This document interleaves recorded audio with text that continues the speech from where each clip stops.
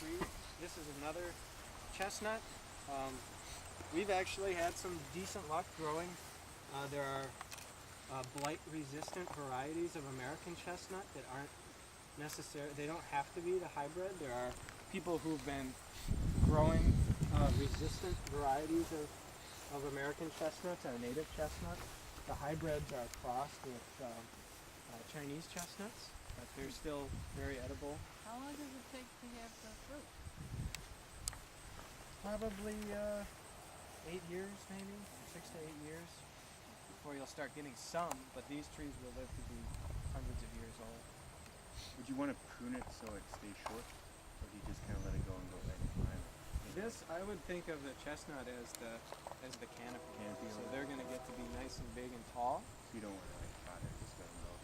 Yeah, you'll have to hire local youth to do the picking for you. Climb up the trees. So that's going to be a canopy layer. So we'll have the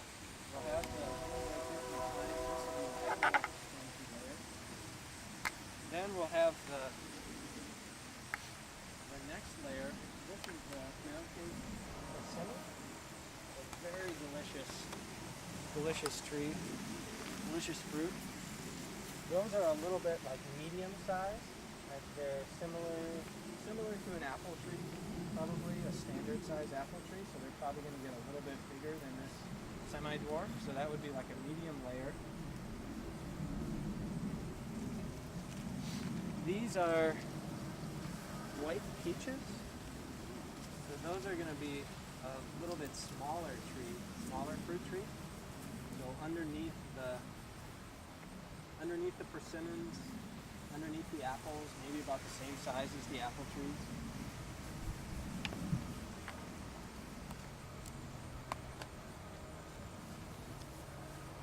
And then we're getting into the shrub layer now. We have really good diversity of medium-sized trees, and these are aronia or black chokeberry. These are they produce a blueberry-sized, like dark black berry that's really high in antioxidants and vitamin C. Super nutritious, great for making juices and making pies and jams, and great for making wine as well. So it's called chokeberry. That's the common name, but aronia is the scientific name. So these will be in our shrub layer. These will grow to be about 5 or 6 feet wide and 6 to 8 feet tall. So they'll become nice bushes. Oh, I forgot one of our other great trees. These are honey locust. So these are nitrogen fixers. These will grow to be some of the big trees in the middle of the open area at the top. You see they have really long twisted pods on them. Those are honey locust trees. So these will get to be great big canopy trees as well. But all of their leaves that fall every year will add a lot of nitrogen to the soil, and their roots will also fix nitrogen. So they'll be helping with our goal of having self-grown fertility here. I just want to see if we can allay the misgivings of certain members of the audience here regarding honey locust, because so we can get a more positive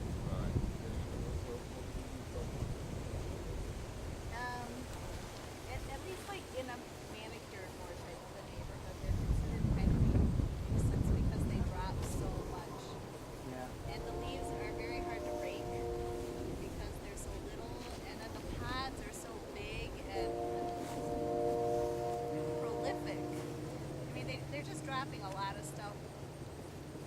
I don't know, like in your manicured garden, it's not really a tree. Well, forest garden seeking is out.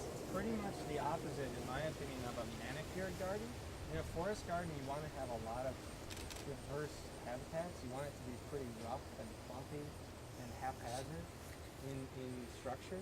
So you want to have piles of sticks and branches that can be habitat for different types of slugs and insects and food for other animals.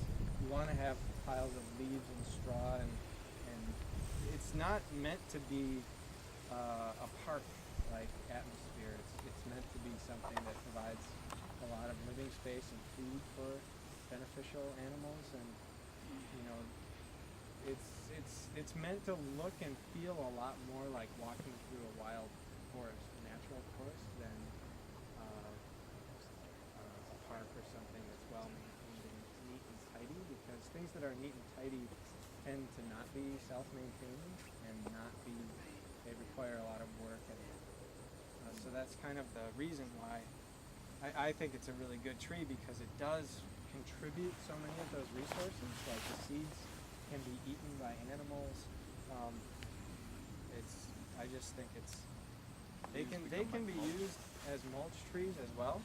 Where honey locust or black locust, we have a lot more black locust up in Wisconsin where we are, which people consider to be invasive because they spread.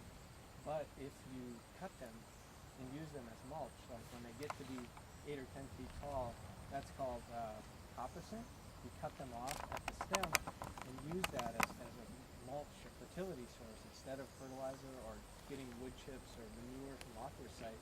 You're growing it right there, and then the tree resprouts. And so you're maintaining it as kind of more like a bush instead of letting it grow up into a great big tree and get out of hand. So you could manage it that way too, depending on what your goals are. I have another question about this whole, I don't know, different layers. It seems like it would shade out other things, you know, like all the competition. So if your honey locust is your biggest tree, then how is my dwarf apple going to thrive underneath, you know, a big shade tree? Excellent point, and that's where spacing comes into it, and where you have to plan out. You have to envision what this is going to look like when these trees are mature. So, like if you look in here, you can see these. Everything is getting to be starting to compete. You know, the branches are starting to grow into each other. There's some competition for, you know, the feeder roots of those trees are about as wide or maybe a little bit wider than the edges of the canopy. So that's where the shallow roots are going out. So if you imagine those trees, their leaves are starting to touch, that means their roots are starting to compete for nutrients in the soil as well. So you want to avoid that. So that's all about laying out your garden, doing good site planning, and you know, this is a dwarf fruit tree, so it's going to grow to be about 15 or 20 feet. So we need to space out. We can put shrub plants closer than that, but we don't want to put any other trees within 15 feet of it. So at first it's going to seem pretty open. Yeah. So a lot of people who plant food forests initially will clear the area and plant a lot of annual vegetable crops, things like pumpkins, you know, ground cover plants for the first couple seasons. And then once things start to, the trees get a little bigger, start to shade out the weeds, then you can just mulch it completely and let it go. And one of the nice things about honey locusts is there's a lot of sun that comes to them because they're not very wide, like leaf. And you can also thin them out, and they don't really have that much like little sprouting. So they're actually a perfect tree for having light come through and get connected. So now that we've got our shrub, a couple of candidates for our shrub, then our herb layer and our root layer are a couple of the other ones. So these are some perennials. This is a thyme, so that's a good perennial herb for our kitchen. This is lemon balm, so that's another really good one. These are aromatics, so anything that you would use as a seasoning in your kitchen is excellent for planting in your orchard because it confuses pests, and it's also things that like deer and rabbits don't really like super strong smelling things. So if you have a nice carpet of thyme, here's some oregano. These get established and start to spread around your garden. It's going to confuse pests that are looking for like your fruits, that they're going to damage your fruits, and it's also going to deter herbivores.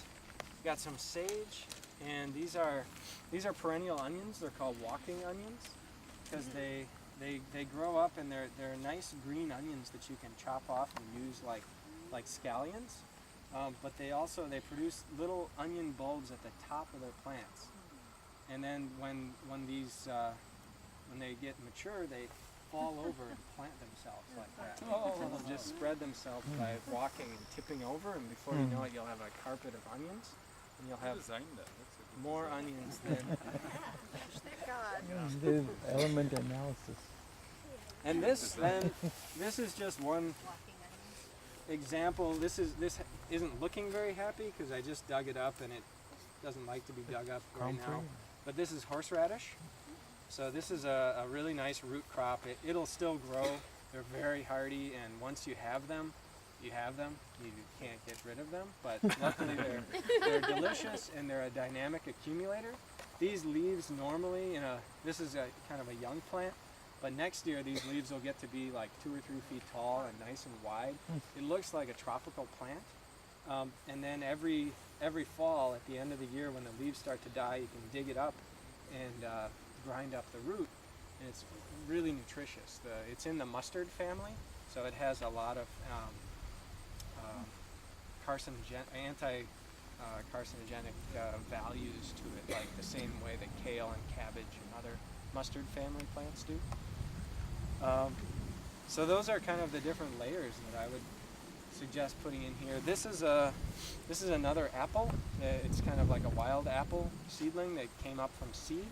So it's probably going to turn into not a really choice eating apple, but it could be a great pollinator. So the more crab apples or things. Or you could let this grow another year until the stem's a little bigger, and then take a branch off of this tree and graft it onto here. Grafting apples is really, really easy and fun thing to do. So I think it would be good to I wanted to talk a little bit about sheet mulching, but maybe we can kind of start to spread these plants out, because we'll plant some of these trees in the next couple of days. So I would say these are the herbs. This could be divided into quite a few, so we can plant these right in the understory here. But so where do we want to put? Does somebody want to spread out and put these locusts somewhere? These are going to get to be really big, so they should probably be like 40 or 50 feet away from other trees. Oh, John, can we tell the class that this berm hill kind of looking area here, there's a drainage for a septic under there. Oh. Really not planting on top of that or very close to it. Oh, really? Yeah, from somewhere over here from the back of the house all the way down to there, close to the beach field underground. So does it include the garden? It's just on the other side of the garden there where the sprinkler head is. Okay. All right. So we don't want to plant anything right here. The tree up there? For 20 years. Right. So which is the leach Site field? assessment. So I think it's All north this? somewhere where